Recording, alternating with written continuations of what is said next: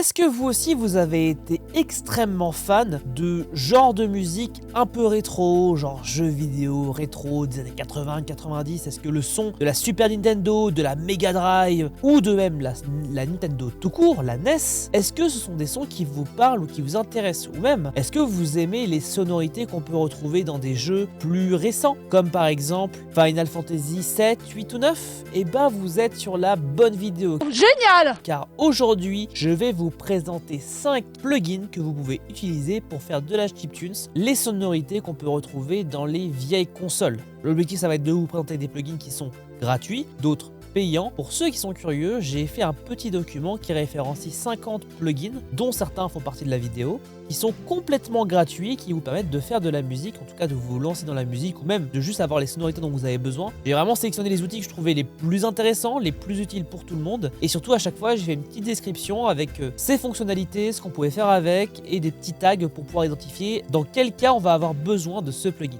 Pas mal, non? Si ça t'intéresse, le lien est dans la description. Mais revenons quand même à la chiptunes. Donc aujourd'hui, je vais vous présenter différents plugins. L'idée, ça va être de vous montrer les plugins en eux-mêmes, mais également comment vous pouvez les utiliser de la meilleure des manières pour vos productions, que vous fassiez de la chiptunes ou que juste vous souhaitiez intégrer un petit peu de sonorité un peu rétro. Donc là, on se retrouve dans Ableton et le premier plugin que je voudrais vous présenter qui est complètement gratuit s'appelle le TAL Beat Crusher. Alors le Beat Crusher, qu'est-ce que c'est?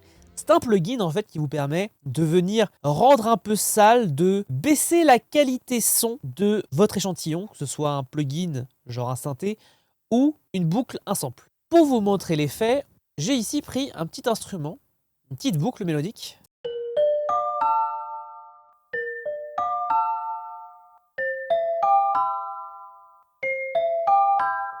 Et je vais activer le Beat Crusher et vous allez voir que d'un seul coup, le son va devenir bien plus crade plutôt.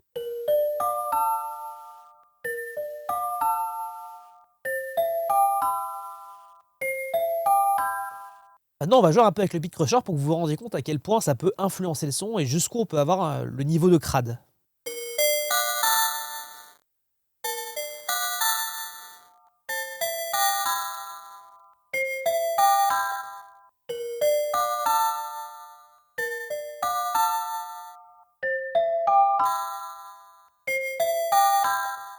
Et maintenant, si je mets une petite reverb histoire de rendre le truc encore plus sympa à écouter, parce que forcément...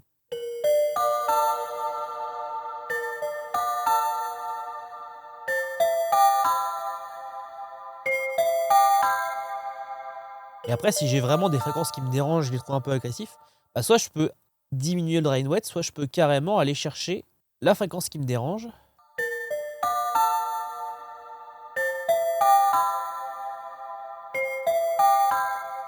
Voilà.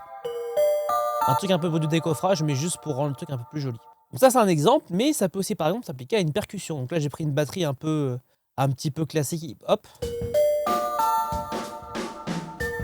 Sans le Beat Crusher. Avec. Après, bien sûr, je peux nuancer.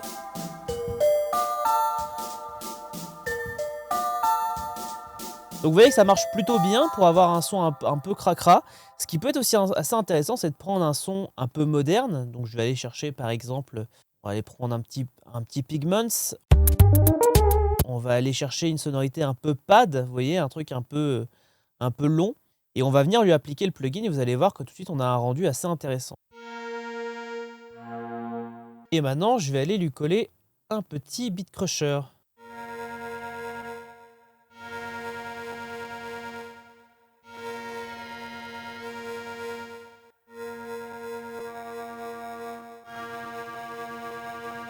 Et je peux même faire un truc super cool, c'est que je peux aller mettre une petite reverb directement derrière le Beat Crusher pour que la reverb en elle-même soit un peu beat crushée.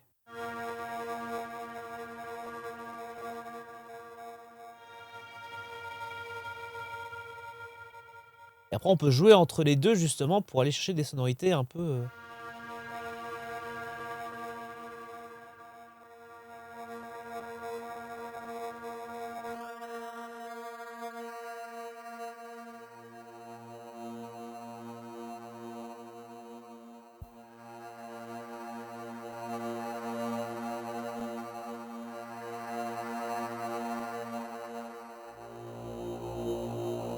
Voilà.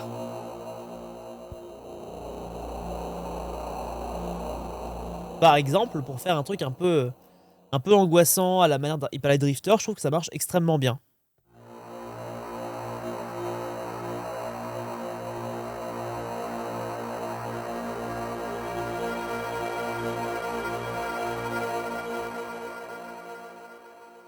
Donc c'est un plugin gratuit, n'hésitez pas à vous jeter dessus, moi je trouve que c'est très efficace, ça fait très longtemps que je l'utilise et franchement ça marche du feu de Dieu. Le plugin suivant s'appelle Twinkerbell. Alors je ne sais plus comment je l'avais découvert, j'étais tombé dessus un peu au pif sur un site japonais un peu obscur, mais c'est assez impressionnant parce qu'on retrouve ces sonorités que moi j'aime bien des années un peu 2000 où on a des synthés embarquant plein de sons et on peut faire des choses assez cool. Et là on a vraiment des sonorités de cloche assez cool.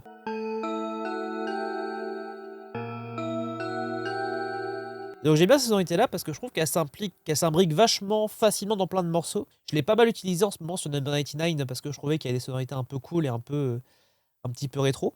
Et on peut lui mettre plein d'effets un peu MIDI, etc. C'est cool. J'avais fait justement un petit test un peu rigolo et j'avais mis un petit plugin qui faisait des arpèges un peu aléatoires.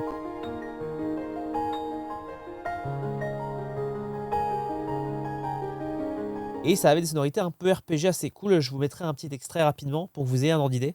Mais là, par exemple, si je voulais l'intégrer dans ce morceau-là, par exemple,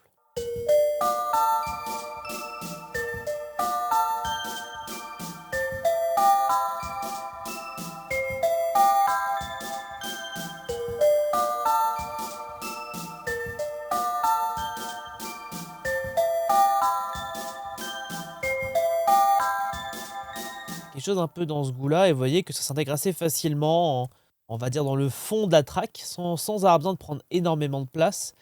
Et il y a énormément de presets vachement cool, je vais vous en faire écouter quelques-uns.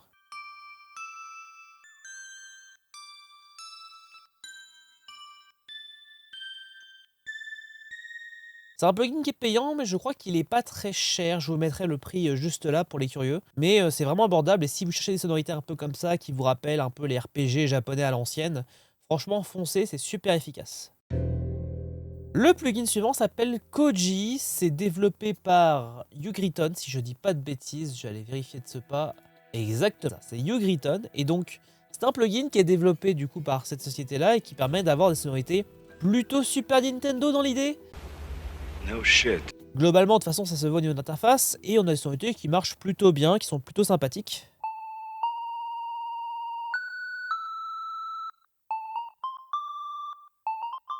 Et on a du coup tout un attirail de sonorités.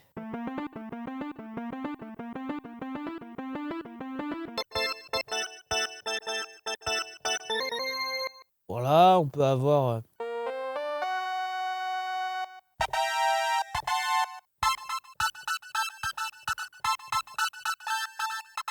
Voilà, on a pas mal de sonorités assez originales, intéressantes, qui peuvent faire des choses un peu cool.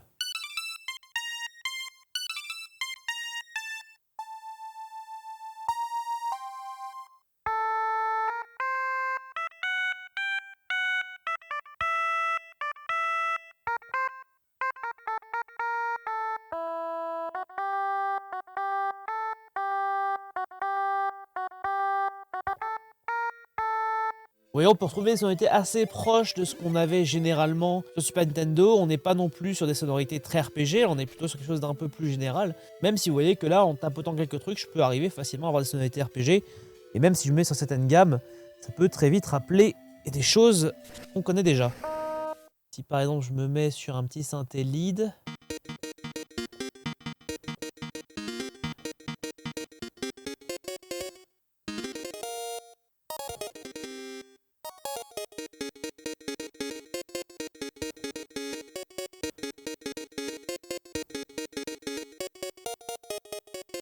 Vous voyez, on a des choses qui font penser à des jeux rétro assez facilement. C'est un synthé qui coûte 10 balles. Franchement, c'est ultra abordable. Et ça fait pas mal de café. Donc si c'est quelque chose qui vous intéresse, le lien est dans la description.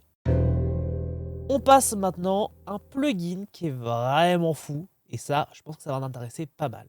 Alors, Sforzando, c'est un lecteur de banque de sons. Plus précisément, il est utilisé pour lire ce qu'on appelle des sound fonts. Alors, des sound fonts, qu'est-ce que c'est? C'est un format dans lequel on va pouvoir mettre un sample plus des préparamétrages pour avoir des sonorités. What? Et ce qui est assez intéressant avec les Soundfonts, c'est qu'on a pas mal de gens qui ont importé, recréé des sonorités de vieux jeux. Comme par exemple Phoenix Wright, du Metroid, du Secret of Mana, etc., etc. Et du coup, ce qui est plutôt cool, c'est que vous pouvez importer un peu les instruments que vous voulez. Il y a même Toby Fox qui a travaillé beaucoup avec les Soundfonts. Et pour vous dire, il y a des fans qui ont recréé une liste des instruments qui ont été utilisés dans Undertale. Donc là, par exemple, j'ai pas mal de banques de Deltarune qu'on peut retrouver ici. Je vais avoir Undertale ici qui va référencer un peu tout. Ce qui me permet d'avoir accès à un panel instrumental plutôt conséquent. Parce que là, vous voyez que là, j'ai une liste. Par exemple, je sais pas.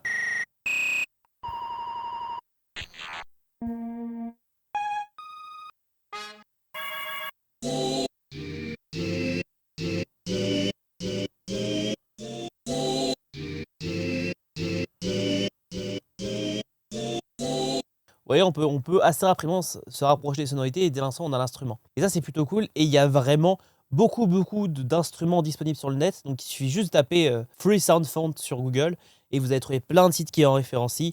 Après, à vous de choisir ceux qui vous parlent le plus. Surtout si vous bossez sur un projet, vous avez envie de rapprocher de certaines sonorités, c'est vraiment le top. Sourdondo est complètement gratuit, les Soundfonts aussi. Après, attention au côté légal, mais si vous faites juste de la musique pour vous amuser, franchement, foncez, c'est vachement cool. Et maintenant, on va passer au dernier plugin. C'est, je pense, l'un des standards pour ceux qui veulent faire de la chiptune vraiment pour tout genre. Ça s'appelle Magical 8-Bits Plug. C'est développé par le groupe qui fait YMCK, qui est un groupe de chiptunes japonais.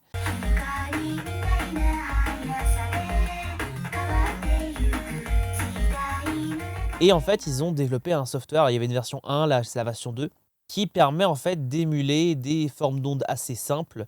Donc on va avoir du triangle, du carré ou du bruit. Donc par exemple le triangle, on le connaît tous un peu foncièrement. Et après on peut venir toucher les différents paramètres pour ajuster pour que ça corresponde à notre envie. Donc là par exemple l'attaque elle est peut-être un petit peu trop... Ça coupe un peu, mettre un peu de release.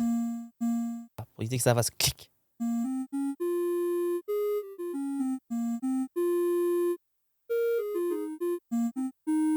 On peut également mettre un peu de vibrato.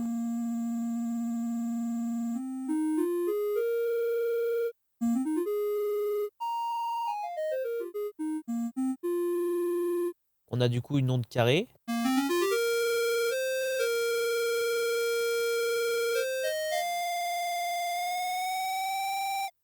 Et on peut aussi essayer de créer un peu des pads.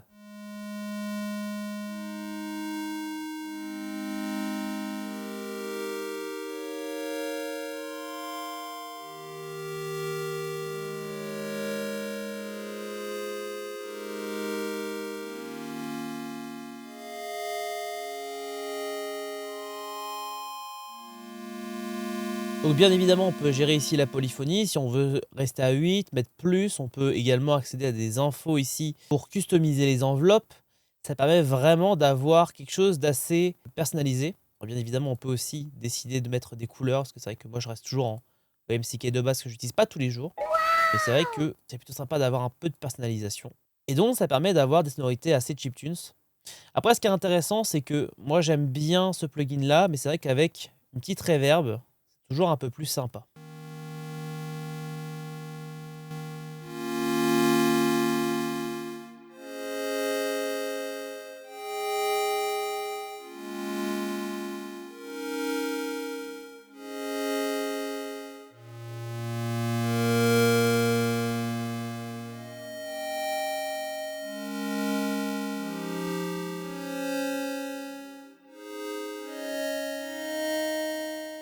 Et bien évidemment, on peut aussi diminuer l'attaque pour quelque chose d'un peu plus...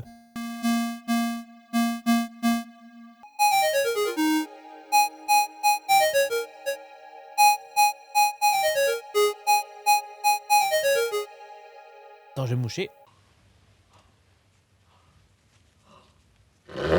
Voilà.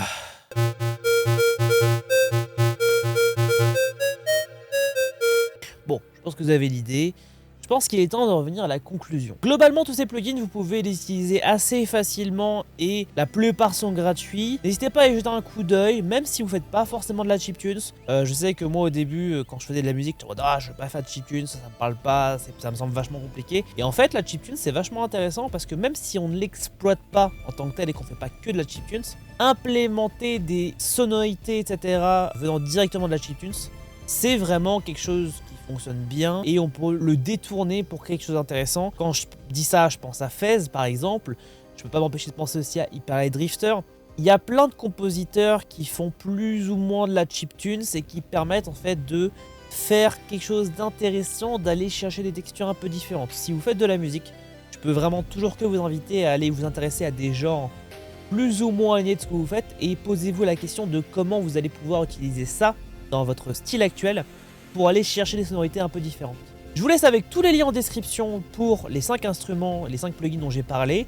Si vous voulez en avoir 45 autres de plus, eh bien je vous invite à aller checker la description pour en découvrir d'autres pour vous permettre de faire le plus de créations possible dans les meilleures conditions. Et moi je vous retrouve dans une prochaine vidéo. Allez, tchuss!